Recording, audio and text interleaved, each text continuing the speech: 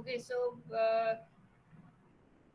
we have got basically four options are there. That is for in all the four cases, what we will have, that we will have a field winding and the armature, two windings. One is the field winding and one is the armature winding. So we give DC supply to the field winding and we create a relative motion between the field winding and the armature winding. Then EMF will be induced in the armature winding.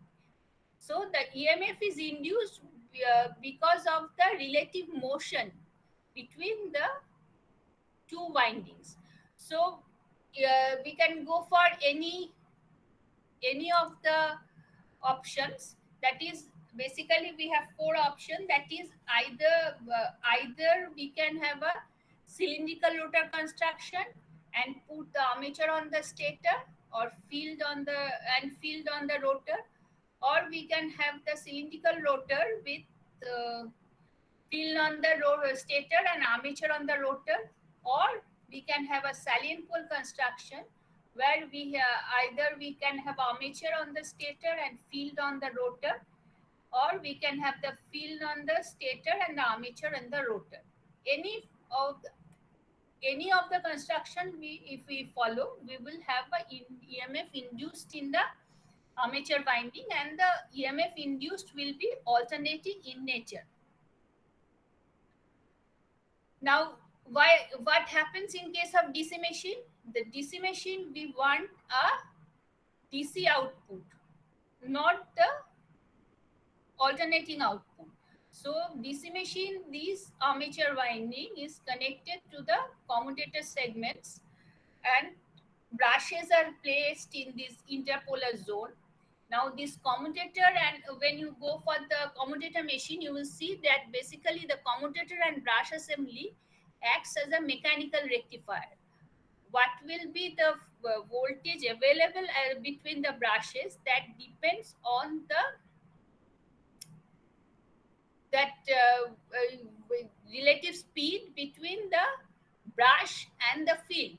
Now here the brush is in DC machine, brush is stationary, field form is stationary, so we will have a DC output. So basically the EMF which is induced in the armature winding of a DC machine is also alternating in nature, which is rectified by the commutator and brush assembly, and what we get is a DC output.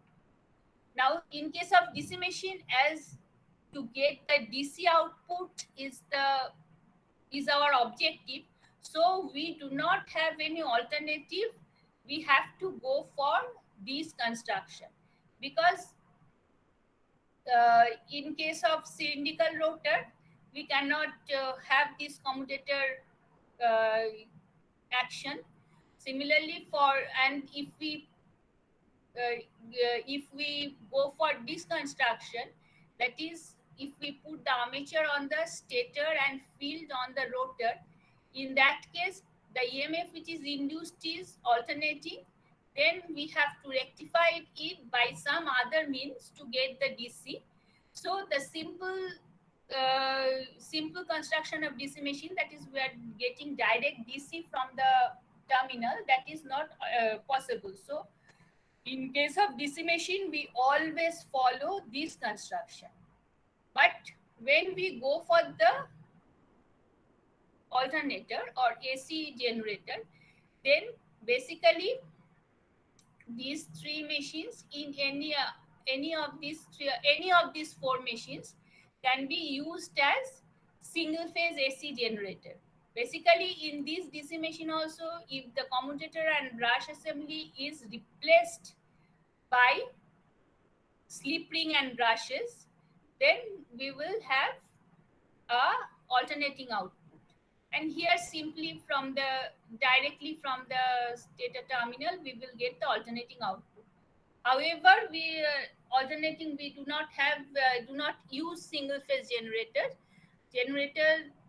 Normally we will have three phase generator. All the commercially used generators in the power system are three phase, because three phase voltage generation, distribution is most economic. We can have any number of phases. We can have more than 3 phases also, but it is most economic in nature. So we always have three phase generation. So instead of what we have, instead of one winding, we will have three windings at 120-degree displacement. So three phase voltage displaced by 120 degree is induced in this in the armature winding. So obviously we will go and discuss the windings and distribution afterwards.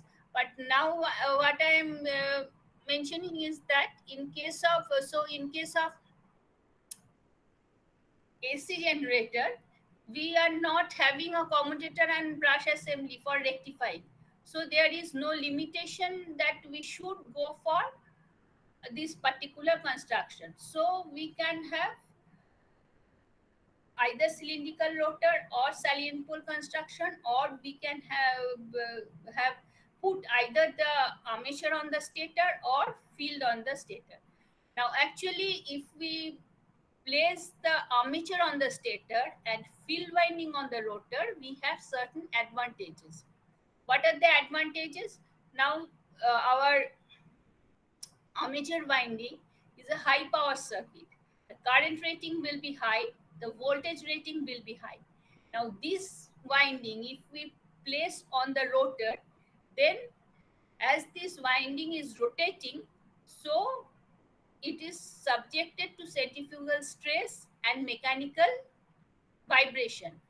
Now whenever the insulation is subjected to mechanical stress, then the insulation property deteriorates. That is, the available insulation, if it is if the winding is put on the rotor, is not able to sustain a very high voltage, the same high voltage uh, which it is able to sustain if the winding is stationary. So if we put the armature winding on the stator, then obviously the winding voltage, the design voltage of the winding can be higher. So we can have machines with higher voltage rating. Similarly, from the point of view of current, now if the as the current rating is increasing, so the copper content of the winding will be increased. So copper is a very heavy metal. It is specific density is more than iron. So when this heavy winding is placed on the rotor, then some mechanical limitation is there on the rotor size, because the inertia of the rotating mass will increase manifold if we put the armature on the rotor. So that puts some mechanical limitation on the current rating. We cannot make the weight of the rotor more than certain value. So if we put the armature on the rotor, then from the current point of view and voltage point of view, the rating should be limited to smaller values. So the machines, these synchronous generators have now in use at MV, in the range of MVA, and the voltage rating is in the range of kilovolts. That will not be possible. The machine size should be smaller from this mechanical limitation point of view. And from the weight point of view, another thing is that if we put the armature on the rotor, whichever winding I put on the rotor, the connection should be brought out through slip ring and brushes. Now, if we put the armature on the rotor, as universally we have three-phase winding, so we should require 4 slip rings. 4 in the sense because normally star connection is used, so 3 for 3 phases and 1 for the neutral. So if we put the armature on the rotor, then we will require 4 slip rings. Now slip rings are also made up of copper, so current rating is higher, so very thick bars of copper that will be quite heavy also. So the whole winding with its slip rings make the total rotor mass very heavy, which puts mechanical limitation on the current rating of the machine.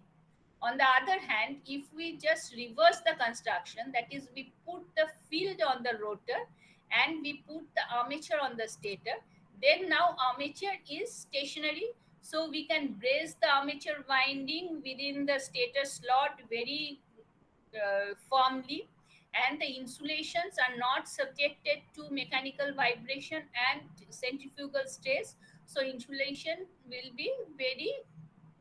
will operate very well. So from the voltage point of view, we can go for a higher voltage rating. From the from the current point, because the field windings are the field rate winding is a low power circuit, both voltage rating and current rating will be low. Voltage rating for the field might be in the range of 500 volt or 1000 volt, whereas in case of armature it will be some 11 kV or 22 kV or something like that. So when we put the field winding on the rotor, the field winding voltage is low, so there is no problem with the insulation. And from the current point of view, we know the field winding has very high impedance, so that the field current is small. So as the current is small, so the field winding weight also will be smaller. As the field is placed on the rotor, so obviously slip rings will be required. But as it is DC, only two slip rings will be required. First of all, current rating is low, slip ring size is small. Again, only two numbers are required. So the mass of the rotors is now smaller. So it is advantageous if we put the field on the rotor and armature on the stator. So though theoretically we can have any construction for synchronous machine, we will have always the armature on the stator and field on the rotor. And for DC machine, we will have armature on the rotor and the field on the stator. And as we want to have the commutator and brush assembly advantage of rectification, so we have to go for this construction. But for AC machine, we have now two options, that is either this one or this one. In both the cases, I have put the armature on the stator and the field on the rotor. Now, incidentally, both the constructions can be used. This one is the cylindrical rotor machine and this is the salient pole machine. Now, the option is that when we will go for the cylindrical rotor machine and when we will go for the salient pole machine. Now, the cylindrical rotor machines are used when the prime mover speed is high. That is, we will see, that is, if we go for the voltage equations, that is that for theta is equal to 0, that is theta is this angle, this is the armature axis, this is the field axis, and this is as the armature rotate, this is the angle this is the 0 axis, so this is theta. So for theta is equal to 0, we are seeing phi is equal to phi m, or that is the maximum. That is, if we have this field axis coincident with the armature axis, then the flux linkage of the armature coil is maximum. So if maximum flux is phi m, so flux linkage will be phi m. Now, and for theta is equal to theta r is equal to omega rt is 90 degree, phi is equal to 0. Go back to the figure. So when theta r is 90 degree, that is field axis is here, and angle between field axis and armature axis are 90 degree, then the flux linkage is 0. So the flux linkage, we can consider it to be a cosine wave. So flux linkage psi can be written as n phi m cos omega r dt, where omega r is the rotational speed, phi m is the maximum flux. So the voltage induced will be d psi dt minus d psi dc. Minus sign, comes because of the Lenz's law. So if we take the derivative, we will get this equation, that is n phi m omega r sine of omega r t minus n d phi m dt cos of omega r t. Now we have two components. Now this voltage, you can see that it is proportional to the speed. This is called the dynamically induced EMF or the rotational EMF. And this EMF, it is proportional to the rate of change of flux, d phi m dt. This is the transformer EMF. Now here we have a DC supply, so the flux is magnitude of flux is constant. So this d phi m dt, flux is not varying with time. So d phi m dt is 0. So this component is 0. But when you go for the AC commutator motor, you will see that when your flux is AC in nature, we will have this component also. That is this transformer EMF also. So basically for rotating machine with DC excitation, this is the EMF induced. So the maximum value will be n phi m omega r. That is n phi m omega r is equal to twice pi f r.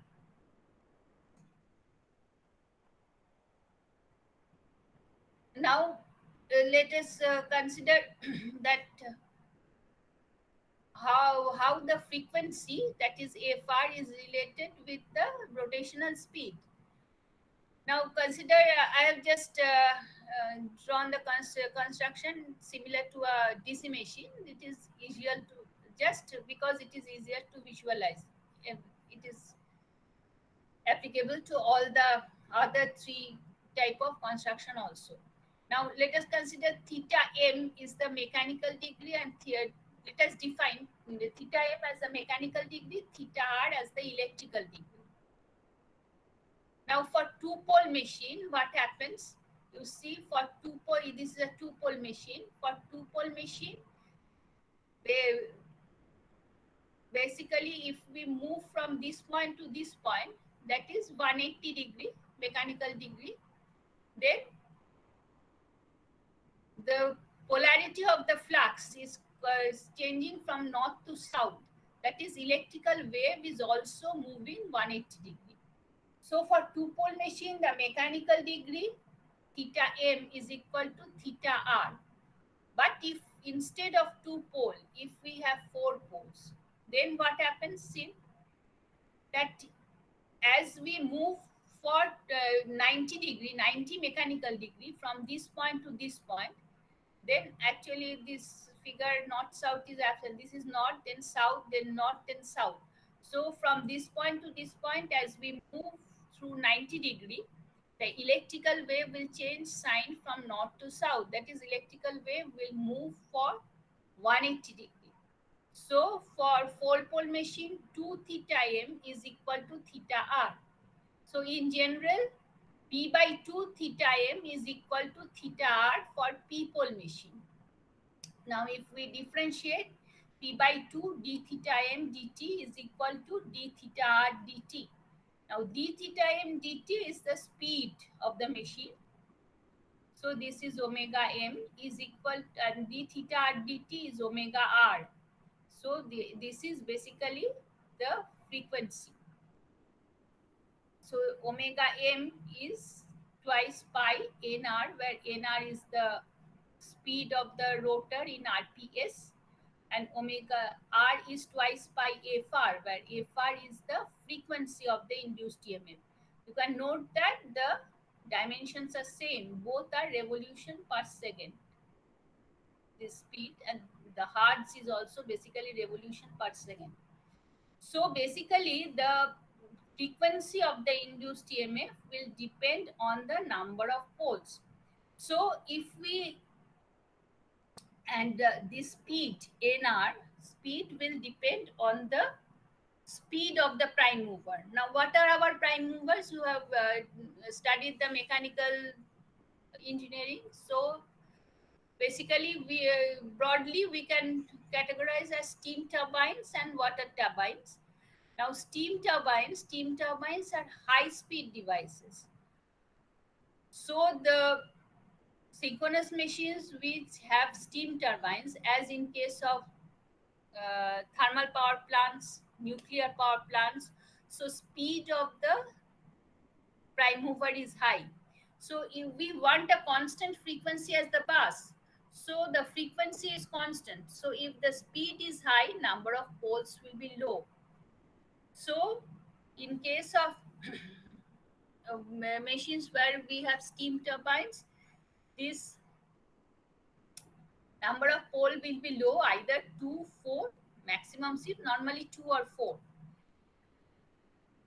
And on the other hand, if we go for a water turbines, which are used with hydel power stations, they are very slow moving devices. The speed will be in number of some hundreds of something in terms of hundred. So for the same frequency, we should have a very large number of poles. So that is the limit. Decide which construction we will use. Now, this construction, which is called the cylindrical rotor construction, is used with steam turbines. These are called typically turbo alternators, because if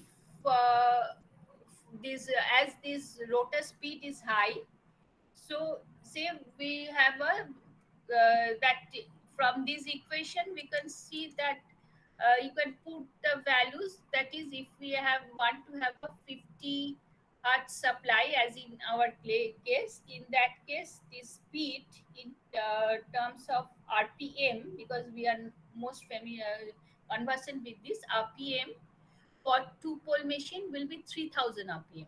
Okay, so if we have a two pole machine, then the rotor is rotating as 3000 rpm.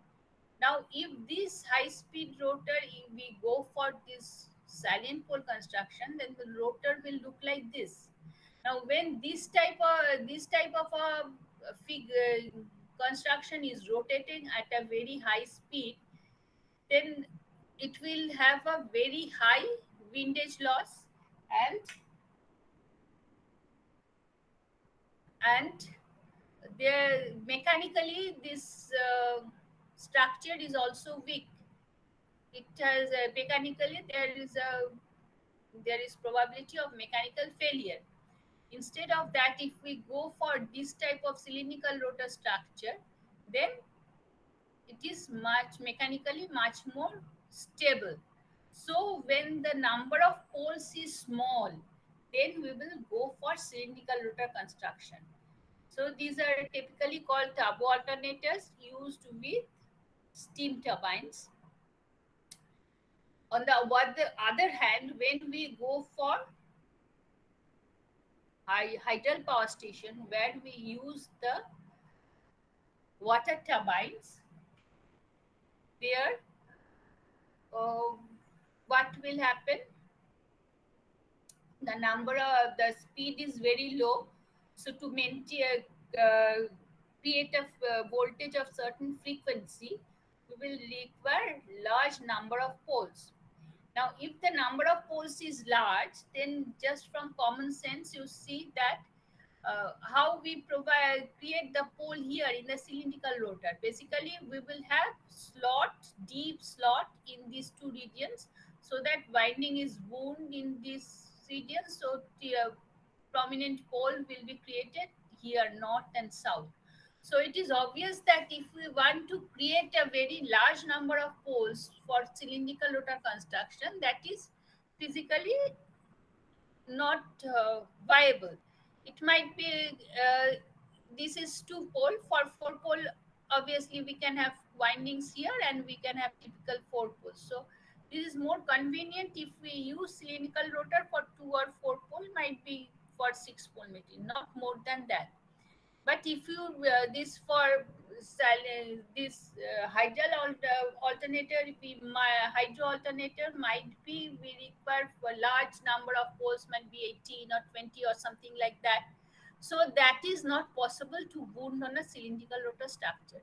So we have to go for this salient pole structure. So salient pole machines are used with hydral power plants. So what we have discussed till now we have discussed that say this we will always normally have three-phase machines, three-phase synchronous generators. These generators which are used with prime movers of high speed, that is steam turbines, will have cylindrical rotor construction, and the machines which are used with hydral power plants used with water turbines which has low speed, so number of poles should be high, we should have this salient pole construction. So we can see this just stampings now. You can see that as we have alternating voltage is alternating, so in the stator we have alternating current, so the flux will be alternating in nature, so there will be eddy current and hysteresis losses. So obviously the stator structure will be laminated. So the stator lamination, typical lamination will look like this. On the stator lamination we will have slots. This is a typical stator lamination. This is a just drawing of stator lamination. This is armature slot, and this portion is now when we assemble this lamination, number of lamination together, then we will create a structure like this, and this winding is armature winding is placed in these slots. See, this is the figure of a typical stator. You can just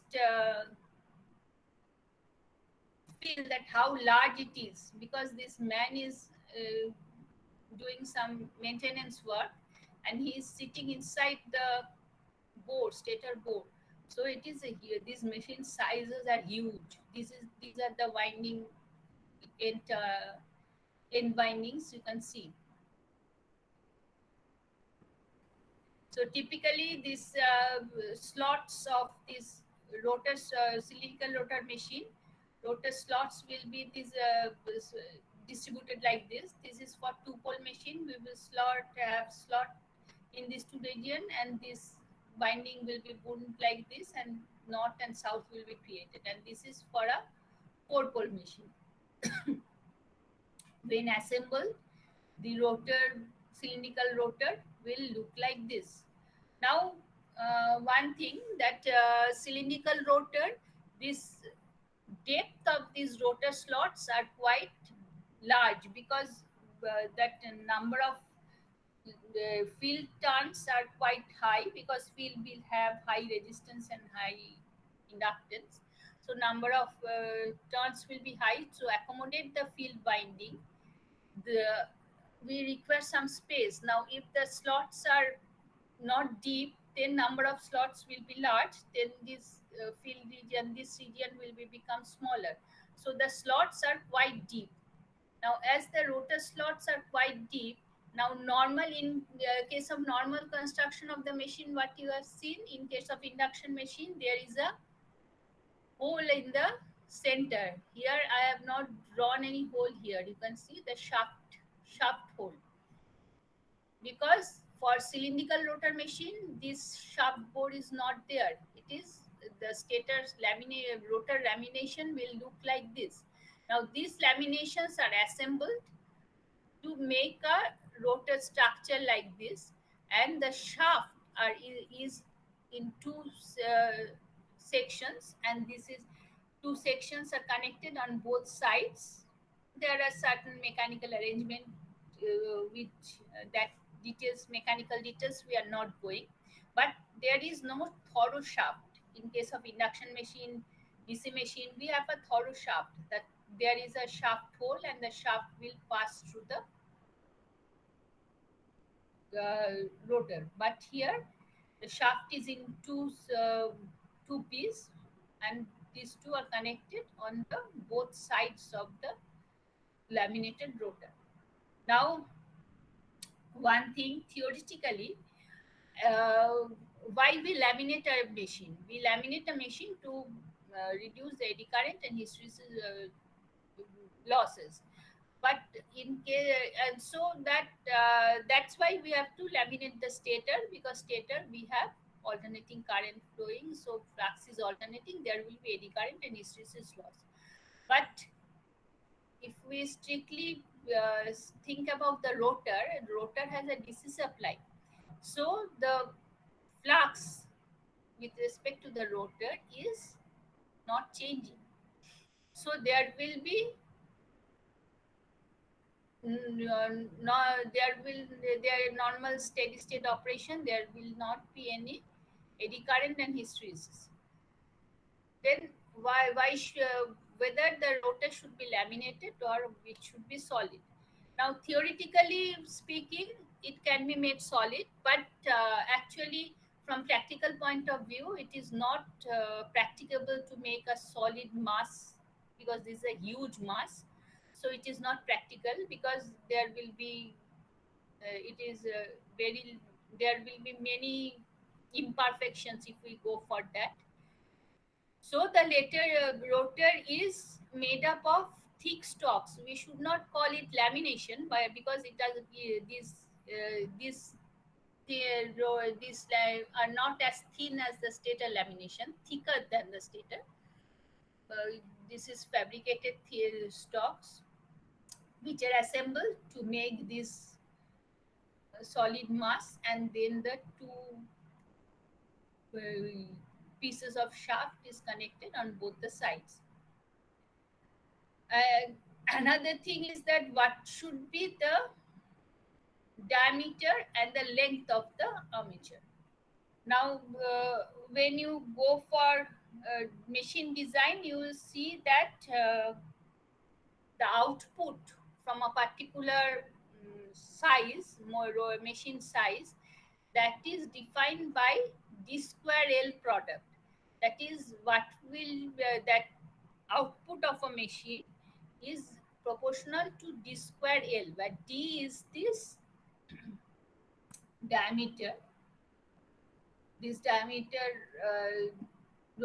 this rotor diameter, L is this armature diameter and armature length. Actually, armature is on the stator, so basically there will be air gap, and then we will have the armature. So that, depending on that this rotor diameter also will depend. So what the output of the machine will depend on d square L product. So we have one option. We can have large d and small l for the same output, or we can have small d and large l. Now, what is the advantage and disadvantage? If our d is large, that is diameter is large, then we know the centrifugal stress on the surface will be very large. Now, the cylindrical rotor machines are rotating at a very high speed. So, at the speed is high, so if the diameter is large, then the armature conductor is subjected, this rotor is subjected to high centrifugal stress. So, to avoid that, we make the diameter smaller. If we make the diameter smaller, then for the same output, we should have a long length. So, cylindrical rotor machine will have rotors with smaller diameter. The cylindrical rotor machines will have smaller diameter and large length. So, typical cylindrical rotor will look like this, that is diameter is small compared to the length of the rotor.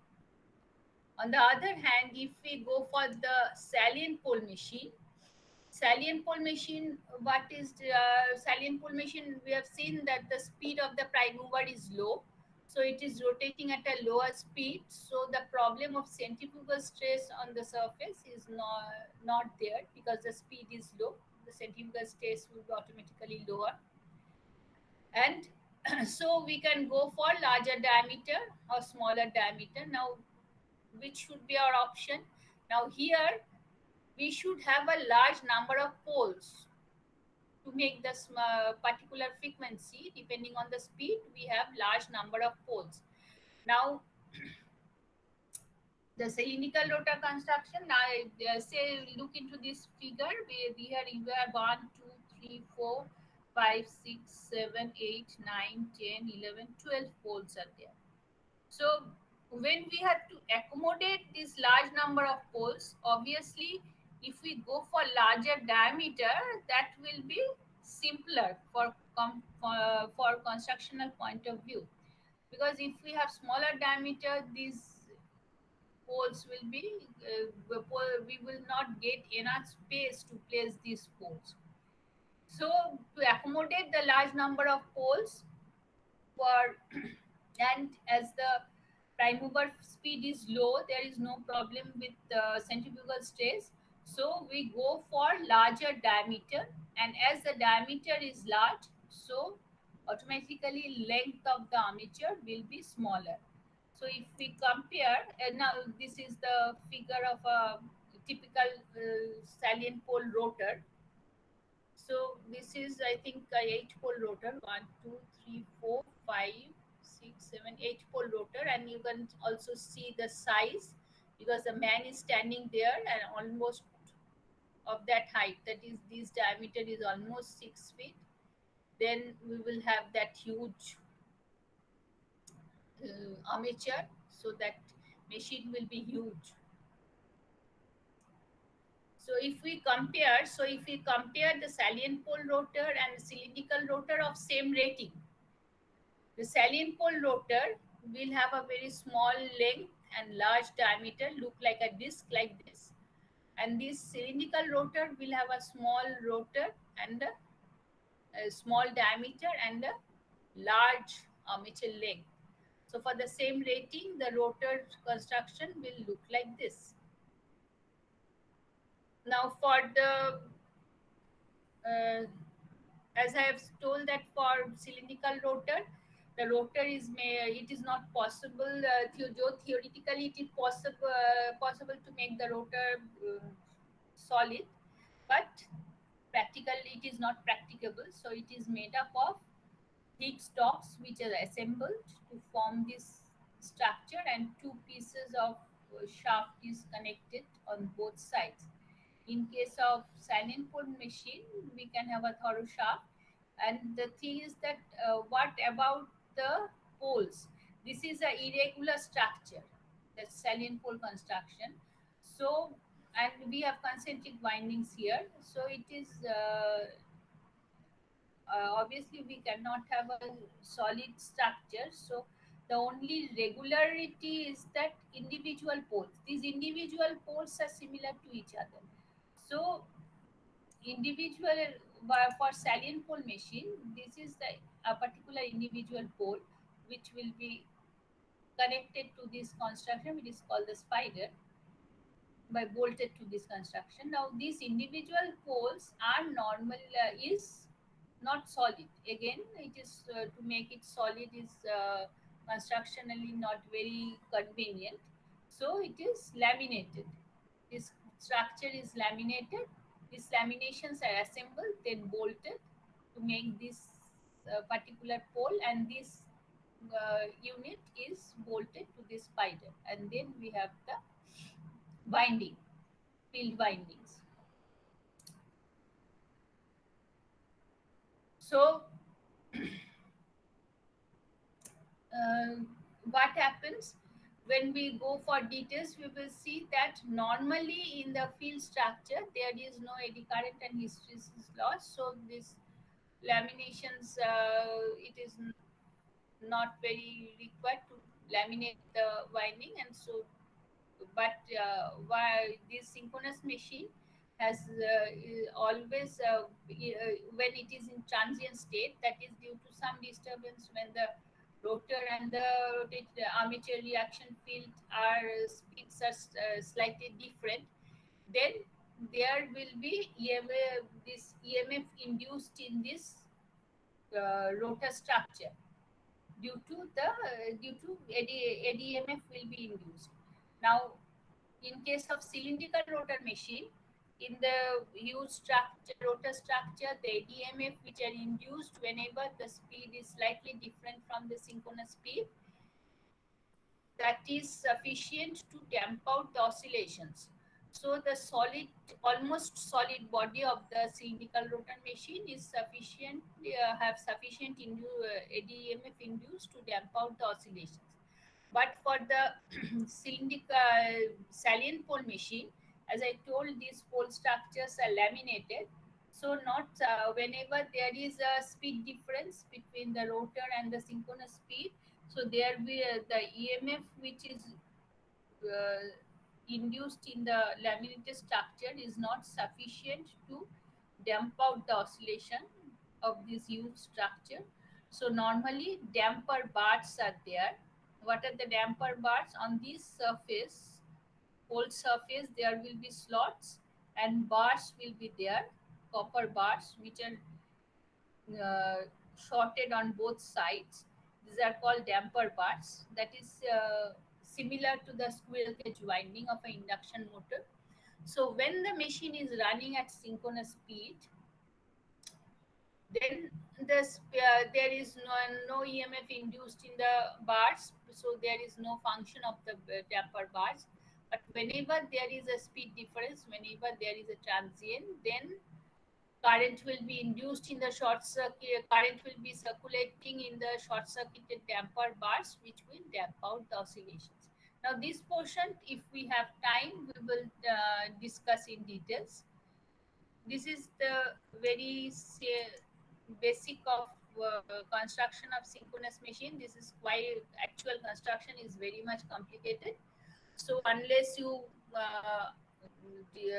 study the actual performance of the that how the machine performs, it is difficult to visualize the construction. So this we will discuss this construction in the basic, just basis sketchy way also only. At the end, if we have time, we will try to have go for more details. Other part of the construction which is important is the cooling, because particularly this cylindrical rotor machines.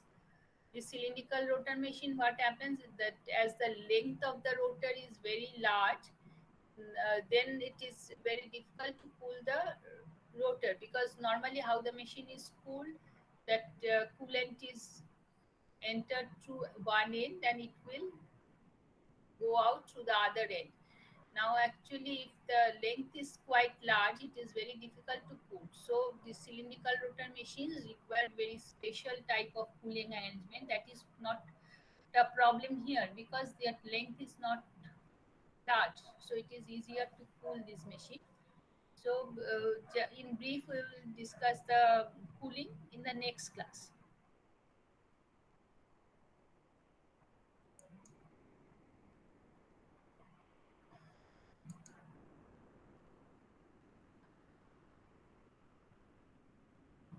Okay, we will have the next class on next Thursday, day after tomorrow. Okay. Ma'am, will you share the PDF now? That is that presentation I will share after. I will give you some materials Okay, ma'am. as I progress. Okay. Okay. Some of the material are in PDF form. Some of my handwritten notes scanned form I will give you.